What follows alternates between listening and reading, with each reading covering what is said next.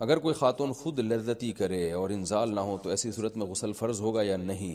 حیا کے خلاف مسئلہ ہے، لیکن آج کل پوچھا جا رہا ہے، بیماری آج کل عورتوں میں بھی آ گئی ہے خود لذتی. تو اگر انزال نہیں ہوتا، ڈسچارج نہیں ہوتی تو غسل فرض نہیں. ڈسچارج ہو جاتی ہے تو پھر غسل فرض، اور گناہ بھی ہوگا، توبہ استغفار کرنا چاہیے. تو یہ ہینڈ پریکٹس وغیرہ یا ان چیزوں کی طرف نہ لڑکے کے لیے جانا جائز ہے نہ لڑکیوں کے لیے جانا جائز ہے. یہ بالکل حرام ہے، اسلام میں اس کی بالکل اجازت نہیں ہے.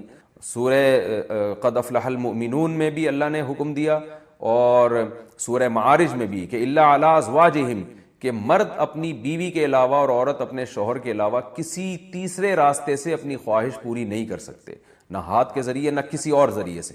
تو اور حضرت عثمان ابن مظعون رضی اللہ تعالی عنہ، یہ بھی صحیح حدیث ہے، فرماتے ہیں ہم سفر میں ہوتے تھے، بیویوں سے دور ہوتے تھے، تو ہم پہ عورت کی جدائی بہت شاق گزرتی تھی، اپنی شہوت پہ کنٹرول کرنا بہت مشکل تھا. ہم نے نبی سے اجازت مانگی کہ ہم اپنے آپ کو کسی طرح خصی کر دیں، نامرد بنا دیں، تو آپ صلی اللہ علیہ وسلم نے اس سے منع کیا ہمیں. اب آپ دیکھیں حضرت عثمان ابن مظعون اتنی شدید کنڈیشن میں کہ اپنے آپ کو نامرد کرنے کے لیے وہ تیار ہو گئے تھے. فرمایا، حدیث کے الفاظ ہیں، لو اجازنا لاختصینا، اگر نبی ہمیں پرمیشن دے دیتے تو ہم اپنے آپ کو نامرد کر دیتے، یعنی ہمیشہ کے لیے نامرد ہو جاتے. تو اس قربانی کے لیے بھی حضرت عثمان ابن مظعون تیار تھے، کہ اتنا خطرہ تھا ان کو.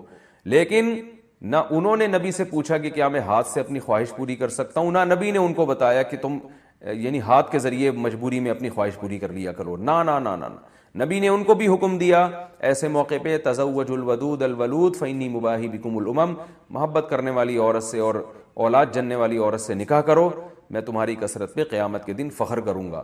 تو آپ صلی اللہ علیہ وسلم نے بزبان حال بتا دیا کہ یہ جو اللہ نے تم پر، مرد پر اتنی شہوت مسلط کی ہے، خواہش مسلط کی ہے، اس کی وجہ یہ ہے کہ اللہ نسل چاہتے ہیں کہ مرد اور عورت کا ملاپ ہو. تو مرد اور عورت کو ایک دوسرے سے دور رہنے کے لیے پیدا نہیں کیا ہے، ملاپ کے لیے پیدا کیا. تو اس لیے ملاپ کی ایک ناجائز قسم ہے، ایک جائز ہے. ناجائز ہے گرل فرینڈ بوائے فرینڈ، یہ حرام ہے. ولا متخذاتی اخدان، ولا متخذی اخدان قرآن کے الفاظ ہیں، کسی لڑکی سے تمہیں دوستی کی اجازت نہیں. اور جائز طریقہ کیا ہے جو سورہ مومنون میں اور سورہ معارج میں اللہ نے بیان کیا، الا علی ازواجہم، کہ اپنی بیوی بنا کے اپنی خواہش اس سے پوری کرو، فانہم غیر ملومین، اور اللہ نے فرمایا یہ لوگ قابل ملامت نہیں ہیں. اگر نکاح کے ذریعے آپ خواہش پوری کرو گے تو آپ کو دنیا تو ملامت کرے گی، لیکن اللہ کی نظر میں آپ کو سرٹیفکیٹ مل گیا کہ آپ قابل ملامت نہیں. یہی وجہ ہے کہ علماء نے لکھا ہے کہ جو بیوی کے ذریعے بھی اپنی خواہش پوری کرے نکاح کر کے، اسے ملامت کرنا، اسے تانا دینا، یہ اس پہ کفر کا خطرہ ہے، کیونکہ اللہ نے اس کو سرٹیفکیٹ دے دیا ہے کہ بھئی یہ قابل ملامت نہیں ہے. تو اپنی جانوں پہ ہم سب کو رحم کرنا چاہیے. زنا معاشرے میں بہت تیزی سے پھیل رہا ہے. کو ایجوکیشن سسٹم نے تو ہمارے فیملی سسٹم کو تباہ و برباد کر دیا ہے. تو اللہ میاں نے جو اجازت دی ہے، الا علی ازواجہم او ما ملکت ایمانہم، اور کیا فرمایا، فمن ابتغى وراء ذلک، جو نکاح کے علاوہ، اللہ نے ذالکہ جو ہے نا اس میں اشارہ ہے، ہاتھ سے اشارے کے وقت یہ ذالکہ کا لفظ استعمال کیا جاتا ہے. گویا اللہ نکاح کی طرف نا، بیوی کی طرف اشارہ کر کے کہہ رہے ہیں کہ اس کے علاوہ کوئی اور راستہ اگر تم نے اختیار کیا. یہ کیوں گویا ہاتھ سے اشارہ کیوں؟ پتہ چل جائے بس یہی حلال ہے، ہینڈ پریکٹس حلال نہیں ہے تمہارے لیے. اسی طرح کسی اور راستے سے اپنی خواہش پوری کرنا حلال نہیں ہے تمہارے لیے. تو اس لیے اللہ نے بتایا صرف یہ بیوی ہے، صرف یہ ہے، اس کے علاوہ کوئی بھی راستہ اختیار کرو گے فاولئک هم العادون، یہ لوگ اللہ کی حدود کو توڑنے والے ہیں. تو یاد رکھیں، کسی مفتی کے فتوے کی بیس پہ یا کسی اسکالر کے فتوے کی بیس پہ یہ اس کو جو ہینڈ پریکٹس ہے اس کو حلال کرنے کی اجازت نہیں ہے. قرآن میں اللہ نے بہت واضح فتویٰ دیا ہوا ہے اس بارے میں. تو اس لیے آج کل نوجوان بہت تیزی سے اس طرف جا رہے ہیں، تو بہت احتیاط کی ضرورت ہے اس میں. یہ نوجوانوں کا مسئلہ ہے، آج کل بہت زیادہ پوچھتے ہیں کہ جی ہینڈ پریکٹس کی عادت پڑ جاتی ہے، تو کہتے ہیں میں نے یوٹیوب پر اس عمل سے بچنے کے لیے کافی سرچ کیا کہ کوئی طریقہ مجھے مل جائے، لیکن صرف وظیفے ہی بتائے گئے ہیں. تو کیا اس سے بچنے کے لیے صرف وظیفے کام آتے ہیں، کوئی اور حل ہے؟ انڈیا سے کسی نے پوچھا. یہ مسئلہ یہ ہے کہ یہ وظیفوں سے نہیں چھوٹتی ہے بیماری، وظیفوں سے تو اس کا کوئی تعلق نہیں ہے. سب سے پہلی بات تو یہ جلد سے جلد شادی کریں. آپ نکاح نہ کرنے کے یہ وبال ہیں کہ انسان الٹے سیدھے کاموں میں لگ جاتا ہے. ایک بات تو یہ. دوسرا، اپنا کانسیپٹ کلیئر کریں اس بارے میں. آج کل بعض ڈاکٹر اس کو بہت پروموٹ کر رہے ہیں اور کہہ رہے ہیں اس سے صحت کو کوئی نقصان نہیں ہوتا. تو یہ بات بالکل غلط ہے، اس سے صحت کو نقصان ہوتا ہے. اس بارے میں ایک اور ڈاکٹروں کی رائے بھی یہی ہے یہ نہیں جو میں بات کر رہا ہوں، اس کو بھی ڈاکٹر اس کی تائید کرتے ہیں. بعض ڈاکٹر کہتے ہیں اس سے نقصان ہوتا ہے. اور سب سے بڑی بات یہ کہ ڈاکٹروں کی تحقیق بدلتی رہتی ہے. ایک چیز جو نیچر کے خلاف ہے، ایک چیز جس سے اسلام نے روکا ہے، وہ صحت کے لیے مفید نہیں ہو سکتی. ایک پروسیس رکھا ہے نا، ایک نیچرل پروسیس رکھا ہے، آپ اس سے ہٹ کے کسی اور طرح سے اپنے آپ کو ڈسچارج کرنا شروع کر دیں تو یہ کیسے پاسبل ہے کہ نقصان نہیں ہوگا؟ ڈاکٹر کہہ رہے ہیں نقصان نہیں ہے، کل یہی ڈاکٹر کہیں گے تباہی بربادی ہو رہی ہے. تو پہلی بات تو اپنا یہ کانسیپٹ کلیئر کریں کہ اس سے صحت کو نقصان ہوتا ہے. کیونکہ اگر آپ نے یہ مان لیا نا کہ نقصان نہیں ہوتا تو پھر موٹیویشن اور زیادہ کمزور ہو جاتی ہے. اس سے انسان کہتا ہے کہ کوئی نقصان تو ہے نہیں تو کرتے رہو. تو آخرت کا تو نقصان ہے، دنیا کا بھی اس میں نقصان ہے آپ کا، اور وہ نقصان مینٹلی بھی نقصان ہوتا ہے اور باڈی کو بھی نقصان ہوتا ہے. اس پہ میں دلائل سے کلپ ریکارڈ کروا چکا ہوں، ابھی میں اس کی ڈیٹیل میں نہیں جاؤں گا. آپ میرا وہ کلپ سن سکتے ہیں، یوٹیوب چینل پہ موجود ہے وہ، کہ اس سے باڈی کو، صحت کو کیا کیا نقصانات ہوتے ہیں. اور یہ جو ڈاکٹر لوگ کہہ رہے ہیں نا کوئی نقصان نہیں، بالکل غلط کہہ رہے ہیں. کل کہہ دیں گے کہ نقصان ہے. تو سائنس کی تحقیقات بدلتی رہتی ہیں اور بہت سے ڈاکٹر کہہ بھی رہے ہیں کہ نقصان ہے اس سے. تو دوسری بات یہ کہ اس کو ایک تو عزم کرنا ہے کہ آپ نے اس کو چھوڑنا ہے. جب تک آپ پکا عزم نہیں کرتے کوئی کام ہوتا نہیں. دوسرا کام آپ نے یہ کرنا ہے کہ جی آپ یہ دیکھیں کہ کن اوقات میں آپ اس عمل میں زیادہ مبتلا ہوتے ہیں. عام طور پہ نوجوان جب رات سونے کے لیے لیٹتے ہیں تو نیند نہیں آ رہی ہوتی، تو پھر اس طرف دماغ جانا شروع ہو جاتا ہے. تو آپ نے سونے کے لیے اسی وقت لیٹنا ہے جب گہری نیند آنا شروع ہو جائے. اور لیٹتے آپ موبائل دور رکھیں اپنے آپ سے، اور لیٹتے ہی آپ کی آنکھ لگ جائے، ایسا ٹائم ہونا چاہیے. کتاب بھی رکھیں اپنے سامنے، اپنے سرہانے پر، کتاب کا مطالعہ کرتے کرتے سو جائیں. اسٹڈی کرتے ہوئے بہت اچھی نیند آ جاتی ہے انسان کو. ایسے تکیہ لگایا، اسٹڈی کرنا شروع کیا اور سو گئے. یہ کام بھی کریں آپ. دوسرا کام کیا کرنا ہے آپ نے؟ ایکسرسائز کی عادت ڈالیں. آدمی جب مینٹلی ہیلدی ہوتا ہے نا تو یہ الٹے سیدھے کاموں میں نہیں لگتا وہ، اور اپنے آپ کو جب اچھے کاموں میں تھکاتا ہے تو برے کاموں سے اپنے آپ کو بچاتا ہے. صبح اٹھ کے زبردست قسم کی جاگنگ کریں، اور شام کے ٹائم پہ آپ جم جائیں، خوب اپنے آپ کو تھکائیں. اس کے بعد اچھی خوراکیں کھائیں، آپ کو اچھی نیند آئے گی. پھر جب آپ کی باڈی بننا شروع ہوگی، آپ شیشے میں اپنے آپ کو دیکھیں گے کیسا ہینڈسم اسمارٹ نظر آ رہا ہوں میں، تو ہر وہ کام سے آپ کو بچنے کا جذبہ پیدا ہوگا جو آپ کی باڈی کے لیے، آپ کی مینٹلی صحت کے لیے نقصان دہ ہوگی. یہ بھی کرنا چاہیے. ایک بات یہ بھی سوچنا چاہیے کہ جو لوگ اس عمل میں مبتلا ہوتے ہیں، نکاح کے بعد ان کو زوجہ سے ہم بستری میں جو لذت آنی چاہیے، جس پیک کی لذت آنی چاہیے، اس سے وہ محروم ہو جاتے ہیں. اور یہ بھی ہے کہ جب یہ زیادہ عادت پڑتی ہے نا تو نکاح کے بعد بھی یہ کام پھر چھوٹتا نہیں ہے. یعنی شادی کے بعد بھی یہ انسان اسی سے سیٹسفائی ہوتا ہے، تو بہت ٹائم لگ جاتا ہے پھر چھوڑنے میں اس کو. تو اور ایک اہم کام یہ بھی کرنا ہے کہ یہ جو ہینڈ پریکٹس کی عادت پڑتی ہے لڑکوں کو، بد نظری کی وجہ سے پڑتی ہے. آپ نے فوج فلمیں دیکھی، لڑکیوں کو دیکھ رہے ہیں ادھر ادھر، آپ غلط چیزوں کو دیکھ رہے ہیں. ظاہر ہے شہوت بھڑکتی ہے، پھر اسے انسان جب تک پورا نہ کرے تو سیٹسفائی نہیں ہوتا. تو یہ سارے اس کے نقصانات ہیں. یہ سب کام جب آپ کریں گے، یہ سب جو سوچنے کا کام ہے وہ سوچیں گے، اور جو کرنے کا کام ہے آپ وہ کریں گے. ٹائم پہ سونا، ٹائم پہ اٹھنا، جاگنگ کرنا، جم جانا، پھر مفید کاموں میں اپنے آپ کو خرچ کرنا، اسٹڈی، مطالعہ، کوئی نئی زبان سیکھنا شروع کر دیں. تو جب آپ اپنے آپ کو بزی رکھیں گے، اور سب سے پہلے شادی کی جلد سے جلد فکر کرنی ہے آپ نے. اچھا بعض حکیم لوگ ڈرا دیتے ہیں کہ جی آپ تو یہ کرتے ہیں تو آپ تو شادی کے قابل ہی نہیں ہو. بھائی آپ کو تو زیادہ ضرورت ہے شادی کی. آپ کی برائی چھوٹے گی نہیں جب تک آپ شادی نہیں کر لیتے. یعنی صحیح پورا ویش اس برائی سے بچنے کا تو جو صحیح پراپر طریقہ ہے وہ تو یہی ہے. تو یہ سارے راستے آپ اختیار کریں. پھر بھی اگر گناہ ہو جاتا ہے تو اللہ تعالیٰ سے توبہ استغفار کریں. اور ایک اہم بات یہ کہ اپنے اوپر کوئی جرمانہ بھی رکھیں. یہ جتنے میں نے پوائنٹ بتائے نا، آپ ایک کاپی میں لکھ لیں سارے کے سارے. تو ایک جرمانہ بھی رکھیں، یا روزہ رکھ لیا کریں کہ بھائی میرے سے جب یہ گناہ ہوگا میں کل ایک روزہ رکھوں گا اس کے بعد، یا میں اتنے پیسے صدقہ کروں گا. تو سزا بھی دیں اپنے آپ کو. اس طرح انشاءاللہ آہستہ آہستہ یہ گناہ چھوٹ جائے گا. اور اس کے ساتھ صبح شام ذکر اللہ، کوئی وظیفہ نہیں، جو لا الہ الا اللہ کی تسبیح ہے وہ اس کی بھی پابندی کریں، اور اہل اللہ کے بیانات بھی سنا کریں. انسان میں جب اللہ کا خوف ہوتا ہے تو گناہ سے بچنا اس کے لیے آسان ہوتا ہے. باقی یہ خوب سمجھ لیں اس کا تعلق وظیفوں سے نہیں ہے.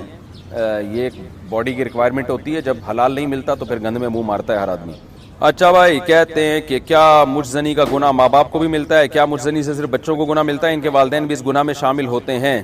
اگر بچہ کما رہا ہے، اس کو رشتہ مل رہا ہے، اور پھر بھی ماں باپ اس کو شادی نہیں کرنے دیتے، پھر اگر وہ بچہ کسی بھی گناہ میں مبتلا ہوگا تو ماں باپ بھی برابر کے مجرم ہوں گے. لیکن اگر بچے میں استطاعت ہی نہیں ہے نکاح کرنے کی، تو پھر اگر ماں باپ نکاح نہیں کرتے اس کا، تو ماں باپ پہ اپنے خرچے پہ بیٹے کا نکاح کرنا لازم نہیں ہے. ہاں بیٹی کا تو لازم ہے، بیٹے کا لازم نہیں ہے. تو پھر ایسی صورت میں ماں باپ گناہ گار نہیں ہوں گے، کیونکہ وہ تو آپ میں ہی ایبلٹی نہیں ہے نکاح کرنے کی. تو ماں باپ کا کیا قصور ہے اس میں؟ تو لیکن اگر آپ میں قابلیت ہے اور آپ کو رشتہ مل رہا ہے، اس کے باوجود بھی ماں باپ رکاوٹ بن رہے ہیں کہ نہیں جی جب تک اتنی سیلری نہیں ہو جاتی، اتنا نہیں کما لیتے، ہم نہیں کریں گے، پھر ماں باپ بھی مجرم ہوں گے. پھر اولاد سے اگر کوئی گناہ ہوتا ہے تو یہ بات لکھی ہوئی ہے. اور شریعت کے اصول کے مطابق بھی ہے کہ پھر جو ہے اگر اولاد کوئی گناہ کرتی ہے تو اولاد بھی گناہ گار ہوگی اور اس میں ماں باپ بھی ان کے ساتھ شریک ہوں گے. کوئی چیز وجود میں آتی ہے سب سے پہلے پوچھا جاتا ہے کس نے بنایا. کوئی بھی چیز جس میں تھوڑی سی بھی ڈیزائننگ ہو, تھوڑی سی بھی مینجمنٹ ہو, کبھی نہیں کوئی کہتا کہ یہ آٹومیٹیکلی خود بخود بن گیا. کمال کی بات یہ ہے جس کمپنی نے بنایا اس کمپنی کا انکار کوئی نہیں کرتا. جس مزدور نے عمارت بنائی آج تک اس مزدور کا کسی نے انکار نہیں کیا. کوئی ایسا سائنٹسٹ پیدا نہیں ہوا جس نے مزدور کا انکار کر دیا ہو کہ یہ مزدور نے نہیں بنائی, یہ بلڈنگ خود ہی بنی ہے. جس انجینئر نے موبائل بنایا اس کا کسی نے کبھی انکار نہیں کیا. خدا ملا تھا انکار کرنے کے لیے جس نے اس کائنات کو بنایا. وَهُوَ الَّذِي يَبْدَأُ الْخَلْقَ ثُمَّ يُعِيدُهُ وَهُوَ أَهْوَنُ عَلَيْهِ. اللہ تو آگے کی بات کرتے ہیں. آج لوگ اس بحث میں الجھے ہوئے ہیں کہ اس کائنات کو کسی نے بنایا کہ نہیں. اللہ تو کہتے ہیں جس نے پہلی دفعہ بنایا وہ مار کے دوبارہ زندہ کرے گا. اس سے اگلے اسٹیپ پہ سوچو. سوال یہ ہوتا ہے نا مر گئے تو ہڈیاں ہو کے ختم ہو جائیں گے, دوبارہ کیسے پیدا ہوں گے؟ تو اللہ تو ان سوالات کے جواب دے رہا ہے کہ جس نے پہلی دفعہ بنایا وہی دوبارہ بنائے گا. اور آپ اس میں الجھے ہوئے ہیں کہ پہلی دفعہ بھی خود سے بنے ہیں کہ کسی نے بنایا ہے. اللہ تو اس سے اگلی بات کر رہا ہے. اللہ کہہ رہا ہے اتنا بھی کافی نہیں ہے کہ کسی نے اس کائنات کو بنایا ہے. اتنا ایمان لانے سے جہنم سے نجات نہیں ملے گی. مشرکین مکہ مانتے تھے کہ کسی نے بنایا ہے. اللہ نے کہا یہ بھی ماننا پڑے گا کہ جس نے بنایا ہے وہ دوبارہ بھی بنا سکتا ہے. کیونکہ کافر اعتراض اس زمانے میں کرتا. کچھ لوگ اس زمانے میں ایتھیسٹ تھے, ملحد تھے, جو کہتے تھے کوئی نہیں ہے بنانے والا. یہ بہت تھوڑے تھے. میجورٹی کہتی تھی کسی نے بنایا ہے, یہ خود بخود نہیں بن سکتا. لیکن وہ یہ کہتے تھے دوبارہ نہیں بنیں گے, دوبارہ نہیں بنیں گے ہم. میں اتنا زور کیوں لگاتا ہوں؟ لوگ کہتے ہیں پھر وہی ٹاپک ایتھیسٹ پہ آپ پیچھے پڑ جاتے ہو. پھر وہی بھائی سارا مسئلہ ہی یہی ہے. موت کے بعد دوبارہ زندگی کا نہ یقین ہے نہ استحضار ہے. تبھی تو بدماشی ہیں ساری. دیکھو آپ کو پتا ہو کہ 50-60 سال کے بعد میں نے وہاں سیٹل ہو جانا ہے. لوگ جاتے ہیں نا امریکہ جاتے ہیں جاب کے لیے, سعودیہ جاتے ہیں. ان کو پتا ہے یار 60 سال میں ریٹائر ہو کے ہم نے کہاں آنا ہے؟ پاکستان آنا ہے. تو تیاری شروع کر دیتے ہیں نا یار یہاں پہلے سے دکانیں خرید کے رکھو, ہوٹل بناؤ, کیونکہ ہم نے بالآخر ریٹائر ہو کے آنا کہاں ہے؟ پاکستان موو کرنا ہے. فیملی ہماری وہیں ہے, قبر تک کے لیے جگہ دیکھ لیں گے. تو بھائی ہم نے موو کر کے آنا پاکستان ہے واپس, تو ہم یہیں پر سیٹلمنٹ کے لیے یہاں پر جو ہے نا میں نے بہت سے لوگ دیکھے ہیں سعودیہ میں جاب کر رہے ہیں, یہاں پراپرٹی خریدنے. کیوں بھائی یار جتنے بھی سال ہو 50-60 سال کے بعد تو بالآخر ہم نے کہاں جانا ہے؟ تو پیسہ یہاں بھیج رہے ہیں یار. بحریہ ٹاؤن میں 2 پلاٹ لے لو, 2 ناظم آباد میں لے لو. سنا ہے نیا ناظم آباد پانی میں نہیں ڈوبا, صحیح ہے نا, مجھے کوئی کمیشن نہیں ملے گا اس پہ. تو سنا ہے جی یہ ہو جائے گا یہ ہو جائے گا, اس طرح کر کے نا. بات ایک چھوٹی سی کر دوں, میں کبھی کسی ہوٹل میں کھانا کھانے جاؤں, ہوٹل کے مالکان مجھ سے ویڈیو بنوا لیتے ہیں کھانا کیسا لگا, میں بولتا ہوں بہت اچھا لگا. بولنا پڑتا ہے نا, یہ تھوڑی بولوں گا کہ بالکل بھی اچھا نہیں لگا. تو وہ ویڈیو چلتی آتی ہے. لوگ یہ سمجھتے ہیں کہ شاید میں جو جیسے فنکار اداکار لوگ ہوتے ہیں نا وہ کمپنی کی مشہوری کے لیے کھاتے ہیں اور کہتے ہیں آئیے آپ بھی یہیں کباب کھائیے اور بہت اچھے ہیں. تو میرا یہ کام نہیں ہے, نہ مجھے کمیشن ملتا ہے نہ کوئی پیسے, نہ میں کسی کی پبلسٹی کے لیے جاتا ہوں. جا کے لوگ کیش کرا لیتے ہیں, چلے گئے تو لوگوں نے کیش بھی کرا. اب ان کو منع نہیں کیا جا سکتا اس وقت پہ. ہم تو ویسی تفریح میں کہیں چلے گئے, اب وہ فوراً کہتے ہیں مفتی صاحب ایک ذرا آپ تھوڑا سا ویڈیو ریکارڈ کروا دیں کیسا لگا کھانا. تو اب میں نہیں, یہ غیر اخلاقی حرکت ہوتی ہے نا کہ آدمی کیسے منع کرے اس کو. میں بولتا ہوں ماشاء اللہ بہت اچھا لگا کھانا. تو یہ وہی ہے 50-50 میں جو کمنٹری کروا رہا تھا نا, بندوق پیچھے رکھی ہوئی تھی, وہ کہہ رہا سلیم اللہ بہت اچھا ہاکی کھیل رہا ہے نا. 50-50 آتا تھا, اس میں دکھایا ہاکی کی کمنٹری ہو رہی ہے, سلیم اللہ بہت اچھا کھیل رہا ہے. لوگ کہہ رہے ہیں بھائی سلیم اللہ تو کھیل ہی نہیں رہا صحیح طریقے سے. وہ کہہ رہا نہیں بہت اچھا کھیل رہا ہے. لوگوں نے کہا یار ہم جا رہے ہیں اسٹیڈیم چھوڑ کے, کہہ رہے تم جہنم میں جاؤ, سلیم اللہ بہت اچھا کھیل رہا ہے. آخر میں رونے لگا کہ اللہ کی قسم بہت اچھا کھیل رہا ہے. روتے روتے بتا رہا ہے, کیمرے میں دکھایا پیچھے پسٹل رکھی ہوئی ہے اس کے یہاں نا.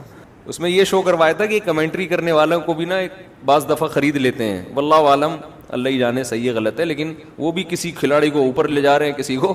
دنیا میں ہر چیز اب ایک وہ بن چکی ہے نا, کمرشل ہو چکی ہے ہر چیز. تو اب مفتی بھی کمرشل ہو گئے ہیں, مولانا بھی کمرشل ہو گئے ہیں. وہ نہیں بھی ہوتے, لوگ ان کو کمرشل کے طور پہ استعمال کر لیتے ہیں. اب کئی بار ہم ویسے ہی چلے گئے کہیں ہوٹل پہ کھانا کھانے کے لیے, دل چاہ رہا تھا کہیں بیٹھنے کا, کھا لیا, فوراً وہ پھر ہوٹل کا مالک آ جاتا ہے, ایک سیلفی اور پھر بتائیں کیسا لگا. میں کہتا ہوں بہت اچھا لگا. نہیں بھی لگا ہو تو کیا کہتا ہوں, بہت اچھا لگا. پیچھے کیا رکھی ہوئی ہے؟ بندوق. بندوق کا مطلب دباؤ تو ہے نا, ویسے تو اچھا ہی ہوتا ہے عام طور پہ, تبھی تو گئے تھے ہم کہ اچھا رپورٹ تھی کہ بھائی یہاں کا کھانا اچھا ہے تو چلے گئے. تو اس میں آپ بدگمان نہ ہو کہ مفتی صاحب نے کوئی کمیشن لیا ہے یا مفتی صاحب کی کوئی پارٹنرشپ ہے ہوٹل والے کے ساتھ کہ میں اس کو پروموٹ کروں گا, آدھے پیسے تیرے آدھے میرے, ایسا کوئی کہانی نہیں.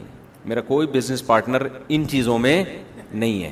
بزنس ہے میرا لیکن وہ بالکل چینل سے اور مذہب سے اور ان چیزوں سے ہٹ کر ہے. اس کو میں کہیں کبھی بھی بیان کے دوران تذکرہ بھی نہیں کرتا, اس لیے نہیں کرتا کہ ان چیزوں میں اس کو کیش نہیں کرانا چاہتا. میں نے جو کمپنی بنائی تھی بہت پہلے, اس کا نام بھی اپنے نام پہ نہیں رکھا, اس لیے کہ میں نے کہا یار میرا نام دین کے حوالے سے مشہور ہوا ہے, میں اسی کو میں کمپنی بنا کے اس کا بزنس کرنا شروع کر دوں. بالکل ایسا نام رکھا ہے, آپ کو کبھی دماغ بھی نہیں جائے گا کہ مفتی صاحب کی کمپنی ہے. ٹھیک ہے نا, ایسا نام رکھا ہے. تو تبھی وہ چل نہیں رہی. یعنی چل تو رہی ہے لیکن ایسے نہیں چل رہی جیسے کمپنیاں چلتی ہیں. اس سے یہ کہ پان گٹکے کا خرچہ نکل آتا ہے. تو خیر, تو قرآن میں جو بار بار کہتا ہوں نا, موت کے بعد زندگی, ملحدوں پہ رد کرنا شروع کر دیتا ہوں, لبرل لوگوں پہ رد کرنا شروع کر دیتا ہوں. بھائی مسئلہ ہمارا سب سے بڑا یہی ہے, آخرت پر یقین استحضار ہو جائے نا تو ہمارا لائف اسٹائل خود بخود چینج ہو جائے گا. دنیا کو مسافر خانہ سمجھنے کے لیے تیار ہی نہیں ہو رہے ہیں. تو میں مثال دے رہا تھا, سعودی عرب میں ایک آدمی جاب کر رہا ہے, سعودی عرب میں ایک آدمی جاب کر رہا ہے, بہت سے لوگ جاب کر رہے ہیں, تو وہ یہیں پراپرٹی خریدتے ہیں نا. ایسے بھی لوگ ہیں, ایک صاحب جاب کر رہے تھے, وہ انجینئر تھے, یہاں انہوں نے بیکری بنا لی کہ یار ریٹائرمنٹ کے بعد میں کسی کمپنی میں بطور انجینئر تو لگ نہیں سکتا, تو کوئی تو بزنس ہونا. بیکری بنائی انہوں نے, وہ دبا کے چلا رہے ہیں, بیکری بہترین چل رہی ہے. وجہ کیا ہے اس کو پتا ہے بھائی 60 سال کے بعد میں نے جانا کہاں ہے, پاکستان. لہذا اس کی تیاری پہلے سے شروع کر دے گا. بعض لوگ خود انویسٹ نہیں کرتے, وہ اپنے بچوں کو اسٹیبل کر دیتے ہیں کہ بیٹا اب میں آ رہا ہوں, اب تم نکل لو کہیں, یا میں نے تمہیں پڑھا دیا ہے, اب تم گھر سنبھالو تو میں ریٹائرمنٹ لے کے واپس آ جاؤں. تو 60 سال, آپ اس 60 کو اگر 80 کر دیں, اگر 80 ہو جائے ریٹائرمنٹ کی عمر, تو لوگ 80 سال کے بعد کی پلاننگ شروع کر دیں گے. تو مجھے بتاؤ اس دنیا سے ہم ریٹائر ہو جائیں گے نا 60 70 80 میں, کیا خیال ہے؟ اسے تو پتا ہے کہ 60 سال سے پہلے ریٹائر نہیں ہوں گا میں, ہمیں تو پتہ بھی نہیں ہے کہ 60 سال سے پہلے آج کی رات بھی زندہ رہیں گے کہ نہیں رہیں گے. اور چلو فرض کر لو آپ تقوی کے اس مقام تک نہ جائیں جہاں تک اہل اللہ گئے ہوئے ہیں, وہ تو ایک سیکنڈ کے لیے بھی غافل نہیں ہوتے. ہم میں سے ہر شخص فرض کر لے کہ میں 80 سال کے بعد ہی ریٹائر ہوں گا اس دنیا سے, یعنی میں مروں گا 80 سال کے بعد. حالانکہ اس مجمع میں مجھ سمیت جتنے لوگ بیٹھے ہیں شاید 2 4 80 کراس کر پائیں, بمشکل 1 یا 2 ہوں گے جو 80 تک پہنچیں گے. جتنے لوگ یہاں بیٹھے ہوئے ہیں, آپ کی فار یور کائنڈ, وہ کیا کہتے ہیں, فار یور کائنڈ انفارمیشن, آپ کو میں بتاتا چلوں کہ ہم میں 80 کوئی بھی پہنچنے والا نہیں ہے. کیوں؟ آپ قبرستان میں اتنے لوگ, قبر جو ہے نا فرض کر لو جا کے, جتنی قبریں ہیں نا, جتنے لوگ یہاں بیٹھے ہیں قریب قریب یوں سمجھو یہ سارے قبرستان, ان کی عمریں چیک کرو آپ, 100 قبروں میں ایک بھی آپ کو 80 والا نہیں ملے گا. 1000 میں شاید 2 4 مل جائیں جو 80 کراس کیے تھے انہوں نے, 1000 میں بمشکل 2 یا 3 ایسے ملیں گے. میں نے یہ کام کیا ہے, میں ہوائی بات نہیں کر رہا.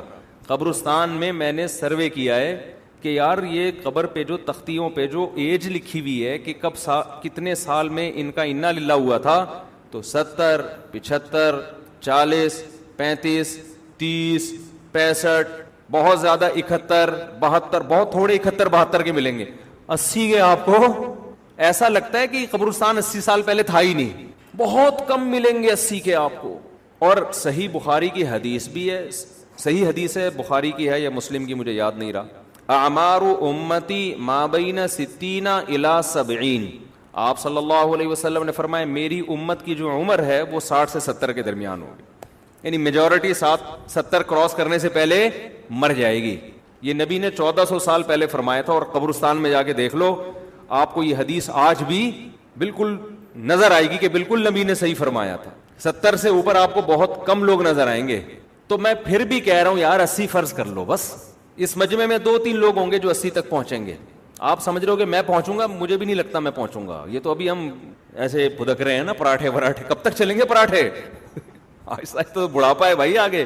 ابھی تو میں سوچ رہا ہوں تھوڑا شادیوں کی باتیں بھی کم کروں تاکہ ایک دم چھوڑنے میں پھر بدنامی ہوگی. ابھی سے تھوڑا لپیٹنا شروع کر دو شادیوں وادیوں کی بات, ابھی سے نا تھوڑا سا ہاتھ ہلکا رکھو. ابھی تک تو کرنٹ ہے تو بڑی شادیاں وادیاں چل رہی ہیں, تو پھر ایک دن آئے گا کہ یار شادی کی بات کرتے ہوئے بھی آدمی کو غصہ آئے گا, بولے گا یار کوئی اور بات کر بھائی, تو کیا شادی لگائی.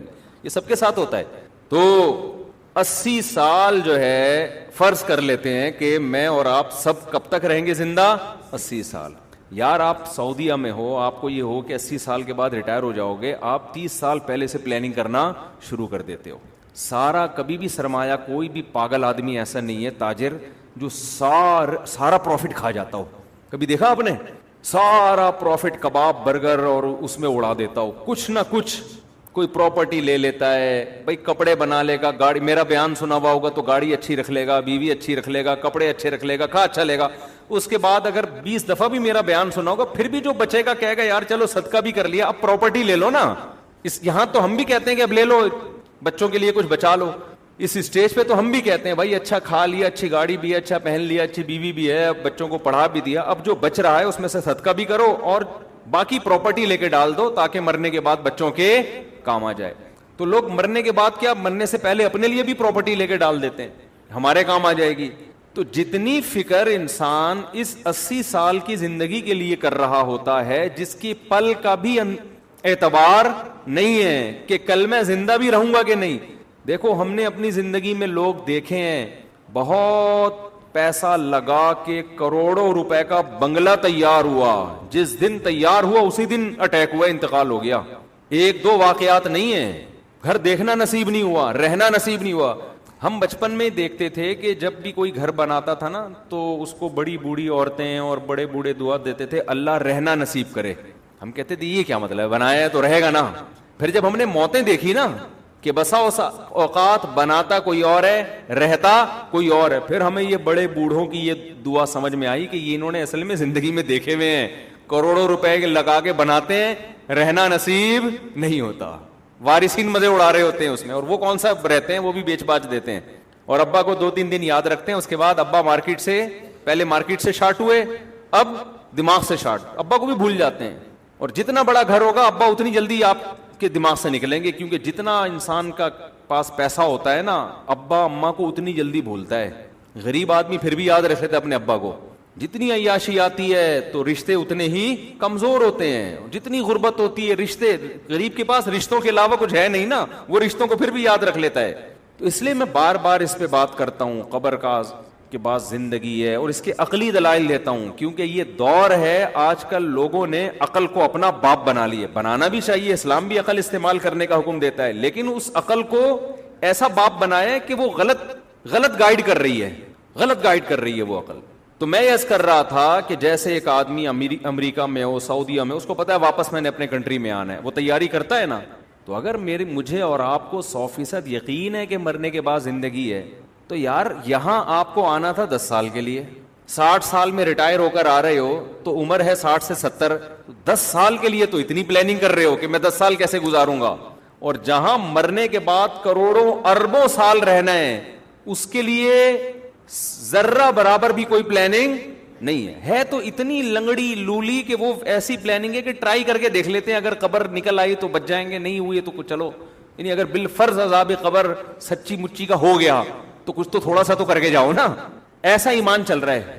یعنی ایک آدمی کا یہ یقین ہے کہ میں سعودی عرب میں رہ رہا ہوں, مجھے یہاں کی گورنمنٹ کبھی بھی نہیں نکالے گی, مجھے یہاں 10 سال بعد نیشنلٹی مل جائے گی, لیکن ایک امکان ہوتا ہے کہ اگر نہیں ملی تو مجھے اپنے کنٹری واپس جانا ہے, تو ایک آدھ گٹکے کی دکان لے کے وہاں بھی ڈال دو. وہ ایسے انویسٹمنٹ کرے گا کہ بالفرض اگر نہیں ملی تو یار تھوڑا سا تو انتظام کرو نا, بالکل ہی روڈ پہ نہ آ جائے. باقی انویسٹمنٹ وہ ساری وہیں کرے گا جہاں کی نیشنلٹی کی اس کو امید ہے. سمجھ رہے ہو؟ تو ہمارا آخرت پر ایسا لنگڑا لولا ایمان ہے کہ ہمارا خیال ہے کہ ہمیں نیشنلٹی تو یہی کی ملے گی دنیا کی. بالفرض اگر مر گئے, بالفرض 1% چانس ہے کہ اسلام کی بات سچی نکلی اور موت کے بعد دوبارہ زندگی ہوئی اور جنت جہنم برحق نکلا, تو یار ایک گٹکے کی دکان ہی تھوڑی سی کھلوا لو وہاں جا کے جنت کے لیے. تھوڑا سا وائپر والے کو 20 روپے پکڑا دو, شاید قیامت کے دن کام آ جائے. کیا خیال ہے؟ وہ جو وائپر لگا رہے ہوتے ہیں نا گاڑی پہ, یار تھوڑا سا ایسا کرو کہ آج اماں کے پاؤں دبا دو, شاید جنت مل جائے. یہ چل, اس سے زیادہ نہیں آگے بڑھ رہا آدمی. آج جمعے کی نماز پڑھ لو, ہو سکتا ہے قبر صحیح ہو. اب فجر کی کون پڑھے یار؟ صحیح نا, فجر کی تو بڑی مشکل کام ہے. فجر کی وہ پڑھے گا جس کو سچی مچی کا یقین ہوگا کہ بھائی واقعی اللہ قیامت کے دن نماز کا حساب لے گا. سچی مچی کا یقین نہیں ہے, ٹرائی کر رہا ہے آدمی, یار ہو سکتا ہے اسلام نے یہ جو کہا ہے کہ جنت برحق ہے، تو ہو سکتا ہے یہ واقعی ہو بھی، تو ایسا نہ ہو قیامت میں چوڑے میں آ جائیں. تو جس کو یقین نہیں ہوتا نا وہ پھر جمعے کی نماز پڑھے گا آ کے، وہ کہے گا یار اتنا بھی اسلام سے رشتہ ختم کر دینا کہ جمعہ ہی چھوڑ دو، یہ بھی ٹھیک نہیں ہے. تھوڑا تھوڑا ٹچ میں رہو. غنیمت ہے یہ بھی نہ ہونے سے بہرحال بہتر ہے. ایسا ایمان چاہیے نہیں، اللہ کو چاہیے 100% والا. سمجھتے ہو کہ نہیں سمجھتے؟ تو میں عرض کر رہا تھا کہ اللہ تو اگلی بات کر رہا ہے، ہم ابھی پہلے مسئلے میں اٹکے ہوئے ہیں کہ یہ کائنات کا کوئی کریٹر ہے نہیں. اللہ تو کہہ رہا ہے کہ وَهُوَ الَّذِي يَبْدَأُ الْخَلْقَ ثُمَّ يُعِيدُهُ، وہ اللہ ہے جس نے پہلی دفعہ بنایا وہی دوبارہ بنائے گا. کیونکہ کافر کہتا تھا دوبارہ کیسے بنے گی، مر کے مٹی ہو کے زمین میں تحلیل ہو جائیں گے، ختم ہو جائیں گے، مردوں میں جان کیسے پڑے گی، کائنات جب تباہ ہو جائے گی تو یہ کہاں سے دوبارہ پیدا ہوگی. اللہ کہتے ہیں جو پہلی مرتبہ جب کچھ بھی نہیں تھا اس وقت تو کچھ بھی نہیں تھا نا. سائنسدان کہتے ہیں نا انرجی تھی، تو انرجی کہاں سے آ گئی، اور اتنی زیادہ انرجی بھائی، اتنی انرجی. اور وہ جو دھماکہ ہوا ہے وہ کیا شب برات کا پٹاخہ پھٹا تھا ہے بھائی، وہ جو بگ بینگ تھیوری ہے نا، تو وہ جو دھماکہ ہوا تھا شب برات کا بھی جب پٹاخہ پھٹتا ہے نا لوگ پوچھتے ہیں کس نے پھاڑا ہے. پوچھتے ہیں کہ نہیں پوچھتے؟ کیا خیال ہے کس نے پھاڑا ہے بھائی، کون ہے بھائی محلے کا سکون خراب کر رہا ہے. ایک دن شب برات سے 2 دن پہلے پٹاخہ پھٹا، لوگ کہہ رہے تھے بھی شب برات آئی نہیں، پٹاخے کس نے پھاڑنا شروع کر دیے. اب اس میں کوئی سائنسدان آئے اور تھیوری پیش کرے کہ ایک پٹاخہ ہے، انرجی جمع ہوئی تھی جس سے پٹاخہ پھٹا ہے، لوگ مانیں گے اس کی بات؟ بولیں گے بھائی یہ پٹاخہ پھٹتا نہیں ہے، پھاڑا جاتا ہے. خود بخود بھی بعض دفعہ دھماکے ہو جاتے ہیں زمین میں، لیکن وہ بھی ایک انرجی ہوتی ہے، کچھ نہ کچھ ہو رہا ہوتا ہے، تو وہ ہونے کا بھی کوئی لاجک ہوتی ہے.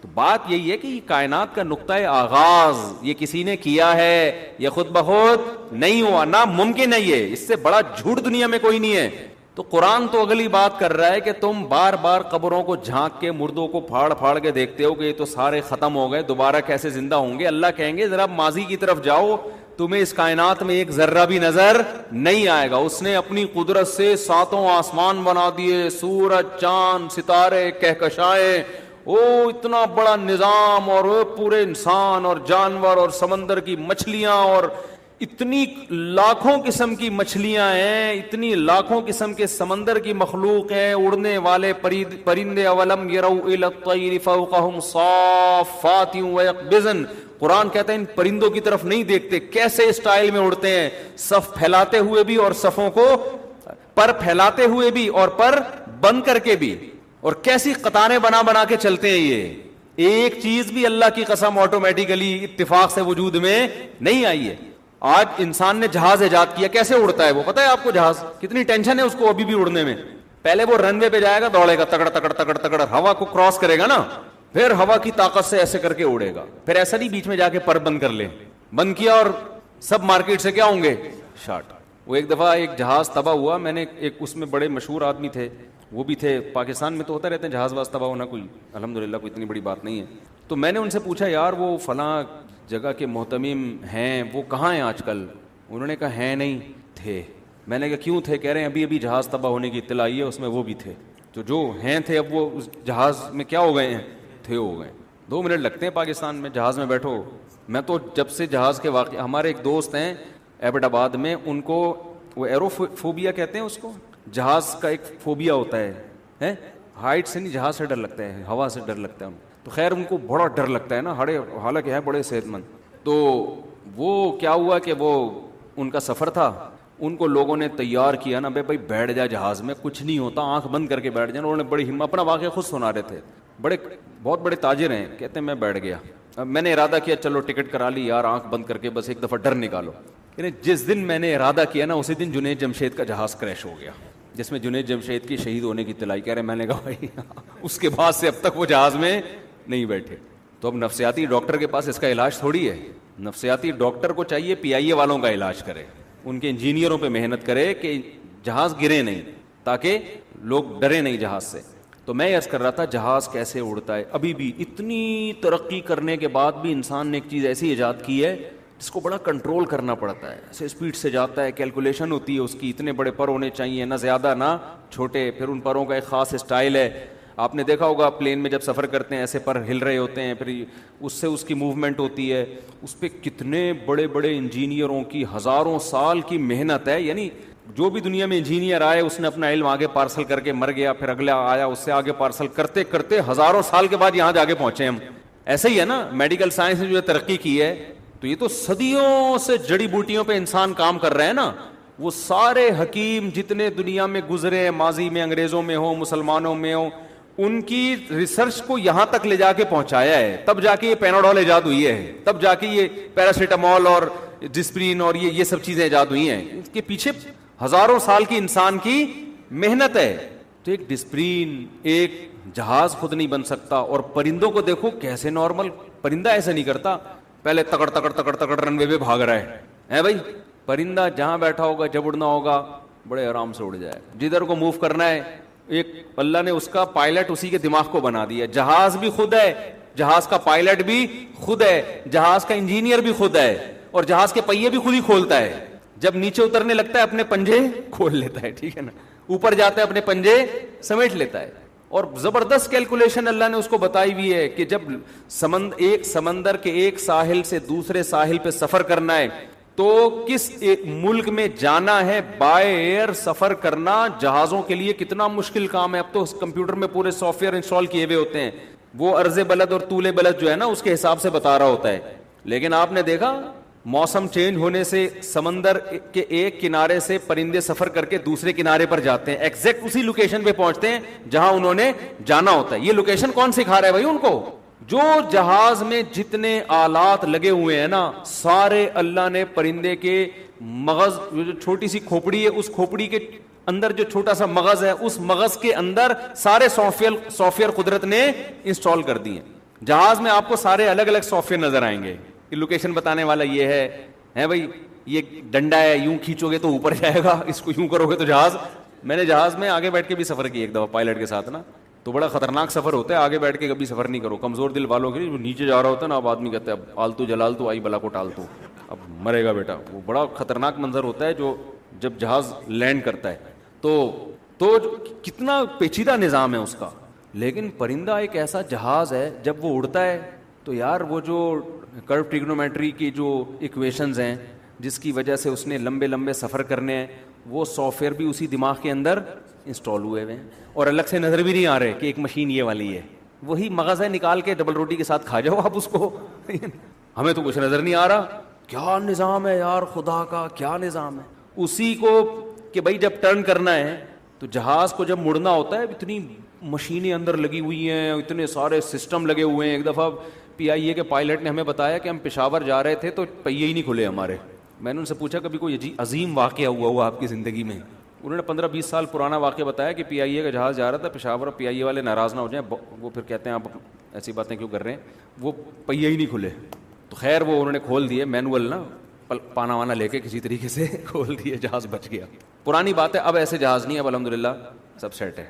تو یہ ایسے ہی ہے جیسے آج کا ہوٹل کا کھانا بہت اچھا ہے, ہوٹل کا کھانا بہت اچھا ہے, لیکن PIA میں ہم پھر بھی ترجیح میں دیتا ہوں اس لیے کہ گھریلو ماحول ملتا ہے PIA میں, تکلف والا ماحول نہیں ہے.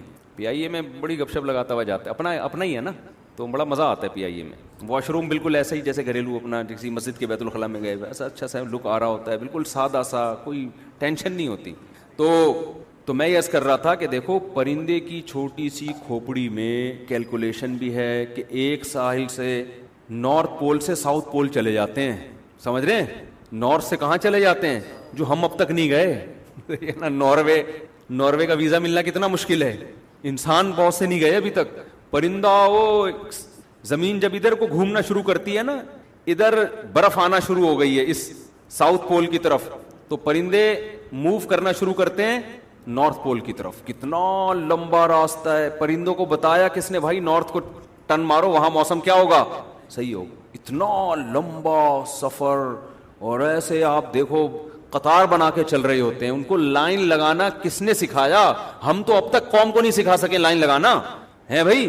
انسان اب تک کچھ ملکوں میں تو لائن لگی ہوتی ہے, لیکن بہت سے ملکوں میں ابھی بھی لائن نہیں لگی ہوتی. ہر آدمی لائن توڑ کے گھسنے کی کوشش ہوتی ہے کہ پہلے میں.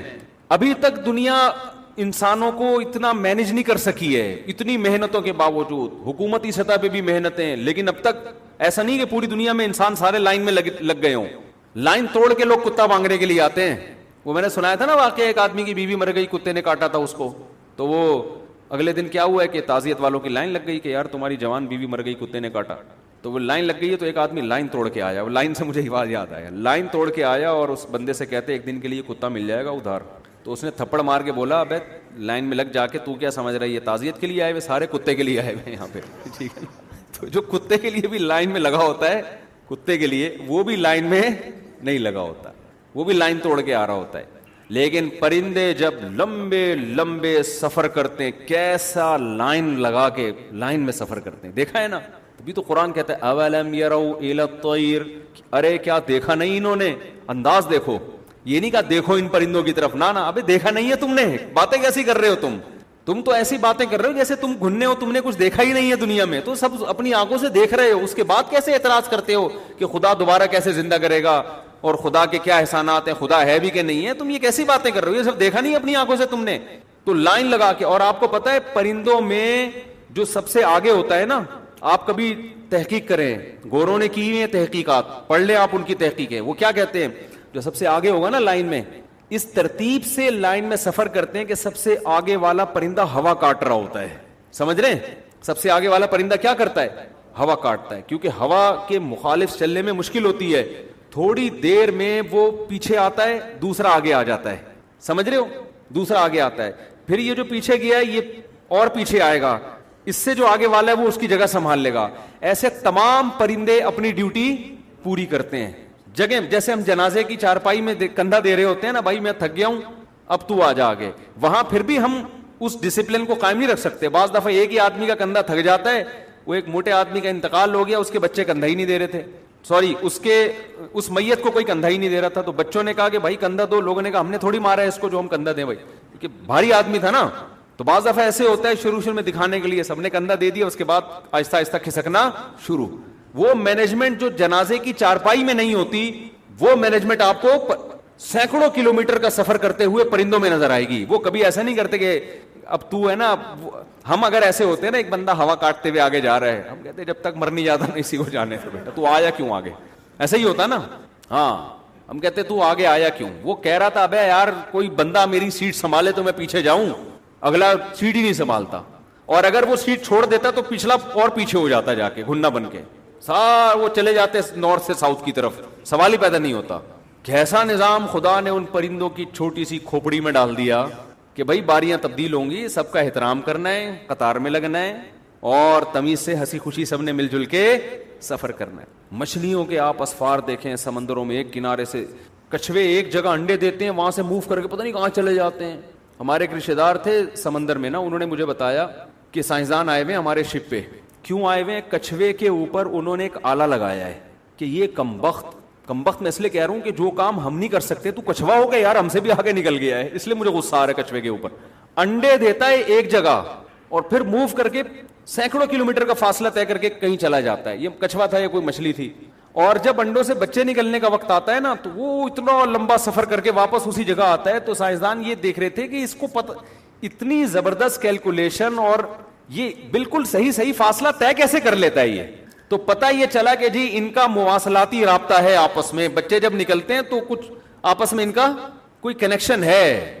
تو کیا کنیکشن ہے اس کو ٹریس کرنے کے لیے آئے تھے. کیسا خدا نے نظام بنایا یار, سینکڑوں کلومیٹر کا فاصلہ طے ہو جاتا ہے, وہیں سے ان کے آپس کے مواصلاتی رابطے بھی ہوتے ہیں. تو یہ ہے احسن کل شیء خلقہ ثم ہدی, جس نے ہر چیز کو بہترین انداز سے بنایا اور اسے اس کی فطرت کے راستے پہ چلا دیا. تو اس لیے اللہ تو اگلے اسٹیپ کی بات کرتا ہے. اللہ کہتے ہیں یہ جو کہتے ہیں نا کہ بنانے والا کوئی نہیں ہے, تو بالکل پاگل قسم کے لوگ ہیں. اگر تم یہ ایمان لے آئے نا کہ اللہ نے بنایا ہے, تو اس خوش فہمی میں نہ رہنا کہ تمہیں جہنم سے نجات مل جائے گی. یہ کچھ بھی نہیں, کوئی بڑی بات نہیں ہے. تمہیں اگلی بات پہ ایمان لانا پڑے گا کہ جس نے پہلی مرتبہ بنایا اس کے لیے دوبارہ بنانا بھی کوئی مشکل نہیں, اور وہ بنائے گا دوبارہ. اصل تو یہ پھٹا ہے ہمارا, کیونکہ آپ نے اگر مان بھی لیا کہ اللہ نے اس کائنات کو بنایا ہے, اور دوبارہ زندگی کے آپ اگر قائل نہیں ہیں, تو اس ماننے کا کوئی فائدہ نہیں ہے. کرو گے کیا آپ بولو کہ مر کے مٹی ہو کے ختم ہو گیا, تو خدا کی مان کے چلو یا نہ مان کے چلو. دونوں کا انجام کیا ہو جائے گا؟ سیم. انجام دونوں کا جب سیم ہے تو عبادت کر لی ٹھیک ہے, نہیں کری تو بھی ٹھیک ہے. ماں کی قدموں میں جنت تلاش کر لی ٹھیک ہے, نہیں تلاش کی تو بھی ٹھیک ہے, کیونکہ جنت ہے تو کچھ بھی نہیں. ایک ڈائلاگ ہے کہ ایک اماں کے قدموں میں جنت تلاش کر رہا ہوں, لیکن جس کو جنت پہ یقین ہے نا وہ اماں کے قدموں میں سچی مچی کی جنت تلاش کرے گا. سمجھتے ہو کہ نہیں سمجھتے؟ وہ ابا کے پیشانی میں سچی مچی کی جنت تلاش کرے گا, وہ برداشت کرے گا ابا کی. تو قرآن اگلے اسٹیپ کو بیان کرتا ہے کہ موت کے بعد دوبارہ زندگی ہے. یہاں میں اکثر ایک سورہ یاسین کا واقعہ بیان کرتا ہوں نا, بہت دن ہو گئے بیان نہیں کیا. ایک مشرک ایک پرانی بوسیدہ ہڈی نبی کی خدمت میں لے کے آیا طنز کرنے کے لیے, مذاق اڑانے کے لیے. آج یہ لبرل لوگ بھی بہت مذاق اڑاتے ہیں مولویوں کا. وہ ایک خاتون نے جنت کا مذاق اڑایا تھا نا, میں نے اس پہ کلپ ریکارڈ کروایا تو بڑا وائرل ہوا. وہ اللہ کا بڑا فضل ہو گیا, اس کا اتنا فائدہ ہوا. بعض چیزیں ہم ایسے کر رہے ہوتے ہیں ہمیں اندازہ نہیں ہوتا کہ اس سے کتنا فائدہ ہوگا. بعض چیزیں باقاعدہ میں تمیز سے ٹوپی پگڑی سیٹ کر کے کیمرہ سامنے رکھ کے تمیز سے ریکارڈ کراتا ہوں, وہ نہیں چل رہی ہوتی. حالانکہ میں ان کو سمجھ رہا ہوتا ہوں بڑی ویلیو ہے ان کی اور بہت ہٹ ہوں گی, نہیں چل رہی ہوتی. لیکن بعض دفعہ ہم چلتے پھرتے ایک بات کر دیتے ہیں, ایسی وائرل ہوتی ہے اور اس کے اتنے فائدے ہوتے ہیں, لوگوں کے ایمان بچ جاتے ہیں. لوگ مل رہے ہوتے ہیں, حضرت وہ کلپ آپ کا تھا ورنہ میں مرتد ہو چکا ہوتا, میں کافر ہو چکا ہوتا, میں آج مسلمان ہوں اس کلپ کی وجہ سے. تو میں حیران ہوتا ہوں کہ یار یہ اس کی سیلاب زدگان کی مدد کے لیے جب میں گیا نا تو ہمارا ارادہ تھا پراپر طریقے سے ہم فلاں جگہ جا کے ایک ولاگ بنائیں گے, وہاں جا کے بنائیں گے. وہ سارے ولاگ نہیں چلے. جو ولاگ ہم نے ایسے ہی بنا دیا نا جس کا ہمارا بنانے کا, وہ پانی میں جو میں گاڑی اتار رہا تھا اس میں ہمارا کوئی ارادہ خاص نہیں تھا کہ ولاگ بنائیں گے ہم. وہ گاڑی بھی ہم نے خطرناک راستے پہ اتار دی. تو وہاں جا کے میں نے شاپر تقسیم کیے, اس میں کوئی پراپر ہمارا پروگرام نہیں تھا. تبھی میرا حلیہ ایسے لگ رہا تھا کہ میں خود سیلاب زدگان ہوں, عجیب سا حلیہ ہو رہا تھا. ویڈیو میں تو اتنا برا حلیہ نہیں آیا, لیکن میں کہہ رہا تھا کہ ایسا نہ ہو یہ لوگ مجھے چاول کھلانا شروع کر دیں یہاں پہ, ایسی میری حالت ہو رہی تھی. لیکن وہ 2-3 ملین تک چلا گیا. وہ اس سے لوگوں کو بڑی موٹیویشن ملی. حالانکہ علاقہ بھی ایسا ہی تھا, بہت ہی قسم پرسی کے حالات تھے لوگوں کے. لیکن میں نے کہا دیکھو ہمیں نہیں پتا ہوتا کون سی بات کس وقت اثر کر جائے. وہاں تو میں ویسے ہی میں تو آواز لگانے لگا تھا, ہاں بھائی لے لو گرم ہے, ایسے آواز لگا, ریڈی میں نہیں جیسے آواز لگا رہے ہو, مستی میں آیا ہوا تھا میں. تو چاول بانٹ رہا تھا نا وہاں بیٹھ کے, تو وہ ویڈیو بنا دی, وہ ایسی وائرل ہوئی ہے. تو ایسے ہی میں نے وہ ایک لبرل سی خاتون ہے, ایک مولوی سے کے ساتھ ان کا انٹرویو چل رہا تھا, وہ حوروں کا مذاق اڑا رہی تھی, حوروں کا مذاق اڑا رہی تھی. مرد کو اتنی حوریں ملیں گی, عورت کو کیا ملے گا. تو مولوی بیچارے شریف آدمی تھے, وہ اس کو اس کی اسٹائل میں جواب دے رہے ہیں کہ ایکچولی یوں اصل میں آپ جب جنت میں جائیں گی تو آپ کو وہاں ایک شریف انسان ملے گا. تو وہ مذاق اڑا رہی تھی نا. تو جو اس طرح سے اس نے مذاق اڑایا ان مولانا صاحب کا, وہ مولانا صاحب بھی بیچارے وہ تو اپنے لحاظ سے صحیح جواب دے رہے تھے, لیکن نیچے میں نے لوگوں کے کمنٹس دیکھے زیادہ تر اسی عورت کے حق میں, یعنی جو لبرل لوگ ہیں نا بڑے متاثر ہو رہے تھے. تو میں نے یہاں یہ واقعہ بیان کر کے اس کا جواب ریکارڈ کروایا اس خاتون کا. تو میں نے کوئی اس نیت سے نہیں کہ اس پہ پراپر کلپ بنے پھر مارکیٹ میں چلے, وہ ایسے ہی ہم نے بات کر لی. وہ اتنے مضبوط دلائل ہو گئے اور ایسا چلا ہے وہ کہ مجھے سفر کے دوران لوگ ملے ہیں کہ یار ہم نے وہ کلپ سنا ہے, ہمارے کانسیپٹ کلیئر ہو گئے, ہم تو ارتداد کی طرف جا رہے تھے, مرتد ہونے کی طرف جا رہے تھے ہم, ایسے اس میں ہمیں اشکال کے جوابات مل گئے. تو بعض دفعہ انسان بات کرتا ہے, بھی میں یہ بات کس پہ کر رہا تھا, ہاں سورہ یاسین کا واقعہ سنا تھا, پتہ نہیں یہ بات کہاں سے آگے بھی. تو میں یہ کر رہا تھا کہ یہ لوگ مذاق اڑاتے ہیں مولویوں کا, تو یہ آج کی بات نہیں, یہ پرانا پیغمبروں کا بھی اسی طرح مذاق اڑایا جاتا تھا. وہ کہتے تھے مرنے کے بعد زندگی ہے, اپنے اعمال کو درست کرو. وہ کہتے ہیں یار کاروبار کی بات کرو, بزنس کی بات کرو, صحیح ہے نا, اور سیاست کی بات کرو, یہ کیا موت کے بعد زندگی اور قبر اور یہ کیا باتیں کر رہے ہو. تو جب نبی نے زیادہ یہ باتیں کی ہیں تو ایک مشرک نے کیا کیا, ایک پرانی قبر میں گیا ہے اور سڑی ہوئی بوسیدہ ہڈی, مردے کی نہیں ہڈیاں ہوتی ہیں, وہ لے کر آیا اور نبی کے سامنے لا کے کہنے لگا من یحیی العظام وہی رمیم, بھلا اس جیسی بوسیدہ ہڈیوں کو کون زندہ کرے گا جبکہ یہ گل سڑ کے ختم ہو جائیں گی. یہ ہڈیاں جب گل سڑ کے ختم ہو جائیں گی کون کرے گا اس کو زندہ.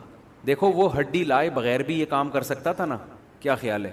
اس سے پتہ چلتا ہے باطل پوری پراپر تیاری کے ساتھ کام کرتا ہے, ایک پلاننگ کے ساتھ, بھرم میں لینے کے لیے سامنے والے کو, سامنے والے پہ بھرم ڈالنے کے لیے. تو وہ بھی بھرم ڈالنے کے لیے نا کہ ایسے میں بتاؤں گا ہڈی نظروں کے سامنے نہیں ہوگی, لوگوں کے دماغ میں یہ اعتراض صحیح طرح بیٹھے گا نہیں. آج کل آپ یہ ملحد اور ایتھیسٹ لوگوں کو دیکھیں, یہ لوگ بھی بڑا تمسخر والے لب و لہجے میں اسلام کا مذاق اڑا رہے ہوتے ہیں, بڑے تمسخر والے. ایک نے ریکارڈ کروایا کہ یہ جو بقرعید ہے نا, یہ مولویوں کی جو توندیں ہیں, ایک دکھایا اتنی بڑی توند والا کوئی داڑھی والا بیٹھا ہوا ہے, اس کی تصویر دکھائی, کہا یہ بکروں کا قبرستان ہے, اس کا جو پیٹ ہے نا یہ کیا ہے, بکروں کا قبرستان. وہ بقرعید کا مذاق اڑا رہا تھا کہ یہ لاکھوں جانوروں کو ذبح کر کے ظلم کرتے ہیں. اب دیکھو اصولی طور پر جو اعتراض بنتا تھا اس میں نہ مولوی کو دکھانے کی ضرورت تھی, نہ کوئی موٹی توند والا کوئی بندہ دکھانے کی ضرورت تھی, نہ یہ کہنے کی ضرورت تھی یہ بکروں کا قبرستان. اتنے کون مولوی بکرے کھا لیتا ہے کہ وہ بکروں کا قبرستان کہا جائے اس کے پیٹ کو؟ اور ویسے بھی گوشت کھانے سے پیٹ تو اور وزن جو بڑھتا ہے یہ تو روٹی چاول کھانے سے بڑھتا ہے. آپ ڈاکٹروں سے پوچھو گوشت کھانے سے ویٹ تھوڑی بڑھتا ہے. تو یہ